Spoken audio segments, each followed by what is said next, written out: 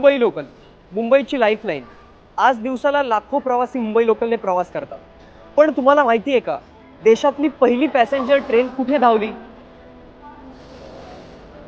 भारतातील पहिली प्रवासी रेल्वे 16 एप्रिल 1853ला ठाणे ते बोरीबंदर म्हणजेच आत्ताचं छत्रपती शिवाजी महाराज टर्मिनस यांच्यामध्ये धावली आणि भारतातल्या आधुनिक वाहतुकीचा आरंभ झाला.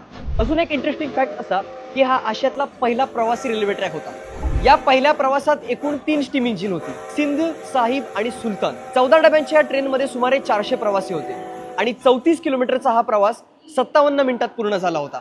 मुंबई ठाणे रेल्वे मार्गाच्या यशामुळे महाराष्ट्र आणि भारतातल्या रेल्वे जाळ्याचा वेगाने विस्तार झाला. या रेल्वेने उद्योग, व्यापार आणि कम्युनिकेशनमध्ये क्रांतिकारक बदल घडवले आणि मुंबई हे औद्योगिक आणि आर्थिक केंद्र बनलं. आज मुंबई लोकल विस्तारते, सुधारणा करते, पण तरी सुद्धा गर्दी कमी होत नाहीये. कशी होईल गर्दी कमी? अजून काय सुधारणा करता येतील? कमेंट करून नक्की सांगा.